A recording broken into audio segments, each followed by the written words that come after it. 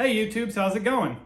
So I got the 110 build for my 2015 breakout done. So I've got Moto 110 cylinders, their level B heads, their adjustable push rods, an S&S Cam chest, and the 777 Cam. I also bought some Harley black top rocker box covers, pushrod tubes, cam cover, and also the top transmission cover. Kind of give it a nice flow. This was all chrome before, so I think it works well with my S&S Big Sucker, my black pipes. The pipes themselves, I know my friends at Moto are going to go, "What are you doing, David?" Those are a dual pipe. So my budget has kind of been peaked at the moment for this build for what I set aside for it. So I'm gonna have to wait until spring or summer to buy a new pipe to maybe get some more performance. But these are triple stepped pipes, and I have some homemade lollipops to give me back pressure. So it really shouldn't be too terrible, but we'll see how it runs and how it dynos later when I'm done with the 500-mile break-in. I have a generic tune that was sent to me from Moto for my PowerVision on here, and it's for a 110 kit and 777 cams and a 50mm throttle body. I have an HPI 55, so it'll run. It'll be good enough for me to do my heat cycles and a 500-mile break-in, and then we'll see how it goes from there, what I think about it and what Moto recommends that I do. So here's my first start. When I did my Sportster build a while back, I went to Hammer Performance and got most of that. And on their website, they have a nice detail of breaking in and doing heat cycles. Everybody kind of does it differently, and I don't know if there's like a standard for heat cycles, but I liked how the Sportster turned out, so I'm going to use these same processes. So I need to run 10 seconds on my first one, let it cool completely down, then do a 20, 30, and 40 seconds, and then take it for my first ride, which I won't do today because it's like 20 degrees out.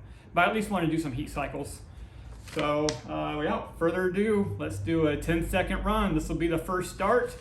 I've been priming the motor with the starter with the spark plugs out, and I'm now starting to see oil come into the oil tank, so I know that I've got a good lube in the motor, so I'm not running dry, so to speak. So everything's primed with oil.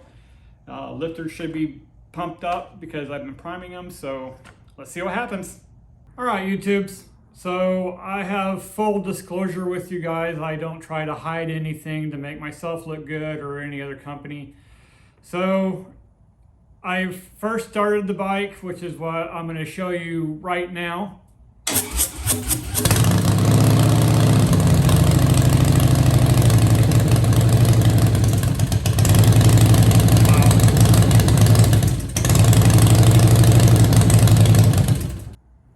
As you guys heard, that sounded awful.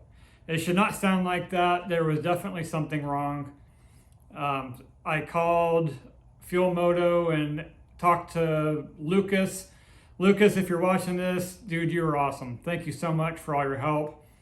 We initially thought it might be some kind of intake leak around the manifold where it connects to the heads.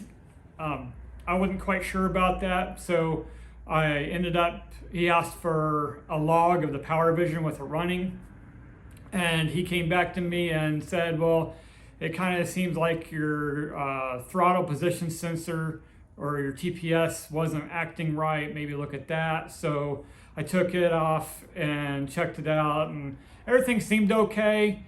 And I did a couple more tests with it running, and I got that same result, that sporadic idle, drops real low, comes back up. So I ended up, before I started shooting around carburetor cleaner around the manifold to see if there's any intake leaks, because that's just a mess. I just don't like to do that if I don't have to. I reloaded the map that they sent me for my PowerVision onto the bike as just a catch-all. It's very, very rare that you have a bad map download to the bike, but I did it anyway, and it fixed everything. The bike is a whole new bike. You'll see here in a second when I do my first start for you guys. even though it's not, it's more like my 6th. But I've done several starts in the meantime. I've probably done, I don't know, 3 runs of it now, trying to do some heat cycles, and it's been flawless. I can twist the grip, very slowly, and the RPMs rise, or I can blip it and it rises and it comes back down naturally, stays there. It doesn't try to, fall out on me or anything, or sporadic idles. So I'm going to call it a map download issue. If there was an issue with the TPS sensor, maybe it got cleared up when I unplugged it and plugged it back in, who knows. But it's running great, so I'm extremely happy. I don't have any concerns about this running badly in the future. Whatever happened was cleared up. I'm thinking it was the map that was downloaded initially to the bike. So even though it's very, very rare, it seems to happen, obviously. So because as soon as I reloaded the map, it was an immediately change, and it's been running great since. So again, here's my first run, first startup, even though I've done several heat cycles now. It's running perfectly, so thanks for watching.